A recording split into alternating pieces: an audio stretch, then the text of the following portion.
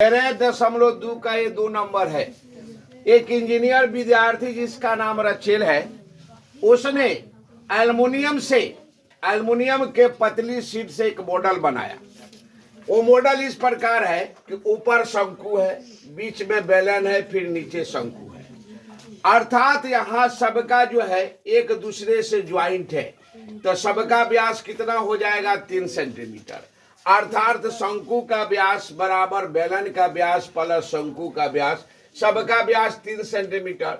तो प्रत्येक की त्रिज्या निकालने में क्या कोई हर्ज है? नहीं। प्रत्येक का त्रिज्या कितना हो जाएगा? 3/2, क्योंकि व्यास में हम 2 से भाग करते हैं तो त्रिज्या हो जाता है।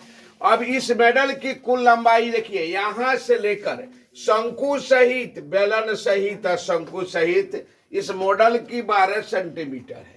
तो प्रत्येक शंकु की ऊंचाई, यहां पर भी इसका शंकु की ऊंचाई 2 सेंटीमीटर है, ये 2 सेंटीमीटर है। ये दू गो कितना हुआ? 4 गो।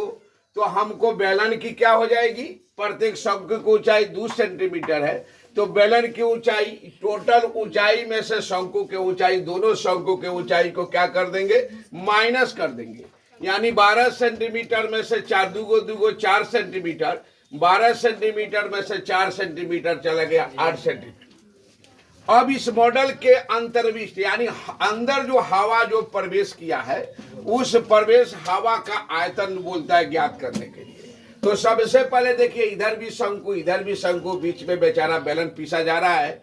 तो शंकु का आयतन प्लस बेलन का आयतन प्लस शंकु का आयतन, यानी दोनों शंकु, त्रिज्या भी एक है, दोनों शंकु का भी ऊंचाई एक है। तो शंकु का आयतन 1/3 πr² होता है, बेलन का आयतन πr²। फिर इधर शंकु का आयतन 1/3 πr²। ये दोनों शंकु को मैं एक जगह ले लिया, तो अब πr दोनों में, क्योंकि r तो सबका एक ही है और पाई भी सबका एक ही है, इसलिए πr कॉमन ले लिया, πr² हो जाएगा। एगो शंकु, एगो इधर शंकु, तो 2 गो शंकु, तो 2 गुना 1/3 h, πr तो कॉमन हो गया है, ओनली h इसका बच गया, क्योंकि दोनों का h अलग अलग है ऊंचाई। अब बेलन का भी यानी πr² यहाँ पर कॉमन ही है, इसका भी h लिख लेंगे।